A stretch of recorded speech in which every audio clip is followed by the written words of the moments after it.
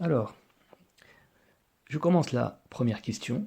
Calculer la distance d'arrêt pour une vitesse de 130 km/h et pour une vitesse de 50 km/h.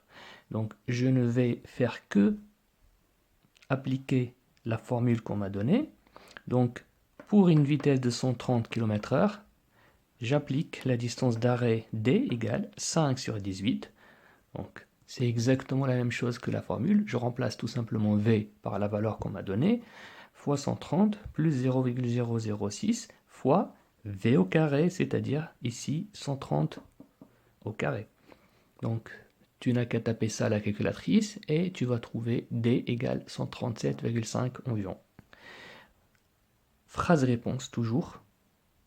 N'oublie pas toujours de mettre une phrase réponse, organise-toi, la rédaction elle est très importante, tu vas voir cette année, et ensuite l'année prochaine ce sera encore beaucoup plus strict. Donc la distance d'arrêt pour 130 km/h est de 137,5 mètres. C'est-à-dire que le véhicule qui roule à 130 km/h, en freinant, il lui faudra environ 137,5 mètres pour s'arrêter totalement. Voilà. On passe maintenant à la question qui concerne le tableur. Le tableau ci-dessous donne la distance d'arrêt en fonction de la vitesse d'un véhicule. Voilà maintenant les informations qu'on va rentrer dans ce tableur. Eh bien, il s'agit de calculer la distance d'arrêt en fonction de la vitesse. Donc, ce tableau, comme tu le vois, il est constitué de 2 colonnes et de 9 lignes. Donc, ligne 1, ligne 2, 3, jusqu'à 9. Il faut concevoir toujours le tableur, de cette manière. Des colonnes et des lignes et des cellules. D'accord? Et il faut toujours garder à l'esprit que les cellules, il faut les voir de cette manière-là. Cellule A1, cellule A2, cellule A3, cellule B2, cellule B9, et ainsi de suite. Donc il faut concevoir les choses de cette manière dans un tableur. La question est, quelle formule a-t-on saisie dans la cellule B2 avant de la recopier vers le bas? Donc tu vois bien ici, ça va être recopié vers le bas parce que le tableur ici, il va progresser en allant du haut vers le bas. Dans l'autre exemple qu'on a vu, le tableur il progresse en allant de la gauche vers la droite. Donc c'est pour ça qu'on dit qu'il va être recopié vers la droite, alors que là, qu'il va être recopié vers le bas, parce que le tableur il avance, enfin plutôt il progresse de haut en bas. Donc c'est normal que quand tu lui donnes la formule en haut, il va la recopier, il va la dupliquer pour toutes les cellules qui se trouvent en bas. D'accord? Donc je reprends la même chose, donc rappelle-toi quand on me dit quelle formule a-t-on saisi dans B2, c'est-à-dire quelle formule a-t-on saisi pour calculer B2, c'est-à-dire quelle formule on a choisi pour calculer B2. B2 c'est 14. 14 c'est quoi? C'est la distance d'arrêt. Eh bien, en fonction de quoi? En fonction de la vitesse qui est 30. Donc, comment on calcule la distance d'arrêt? 14 en fonction de la vitesse 30.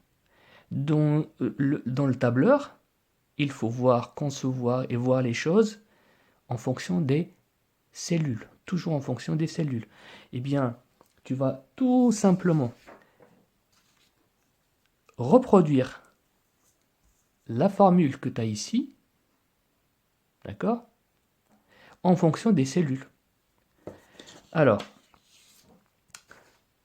la formule, elle me dit quoi? Question 2. La formule me dit que D égale 5 sur 18, je vais la réécrire, la formule, fois V plus 0,06 fois V au carré. Eh bien, D, c'est quoi ici? D, c'est B2. Donc on te demande dans la cellule B2. Donc B2 correspond à la distance. Donc je remplace D par B2. Comment je trouve B2? C'est quoi? Donc en faisant 5, toujours, ça ne va pas changer parce que c'est la même chose. 5 sur 18 fois V. Sauf que là, V c'est quoi? V qui correspond à 14, à B2. C'est A2. Donc au lieu de mettre V, je vais mettre la valeur qui correspond à B2. Qu'est-ce qui va avec B2? Qu'est-ce qui va avec B2? Ben c'est A2. Parce que je cherche la distance d'arrêt pour A2, pour la vitesse 30. Donc fois A2 plus 0,006 fois toujours A2, on a dit V c'est A2 fois A2 au carré. Et voilà la formule que je dois rentrer dans B2 pour calculer la valeur qu'on trouve dans cette cellule. Voilà, c'est tout simplement ça la réponse. Voilà ma réponse. Bien sûr, tu peux directement marquer cette formule-là. Tu n'es pas obligé de mettre B2 égale, mais bon, c'est comme tu veux. De toute façon, cette formule qu'on va rentrer, c'est L. Donc 5 sur 18 fois A2 plus 0,006 fois A2 au carré. Eh bien, le tableur, enfin le logiciel, qu'est-ce qu'il va faire après? Donc il va suivre exactement cette même formule en fonction des cellules. Toujours un tableur, il fonctionne avec les cellules.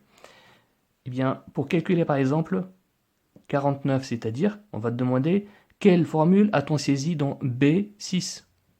Eh bien, dans B6, il suffit de faire la même chose.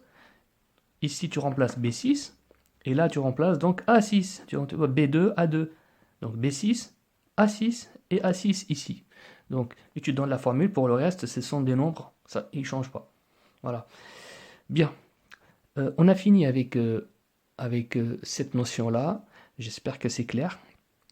Et de toute façon, je vais t'envoyer des exercices d'application sur cette notion précisément et que tu dois faire et me renvoyer, me retourner pour que je corrige. Donc ça va te permettre de t'appliquer un petit peu sur ce genre de notion. Et ça va être un exercice peut-être différent, un peu plus complexe, mais le principe c'est toujours le même. Donc essaie d'appliquer toujours ces principes-là et normalement il n'y aura pas de souci.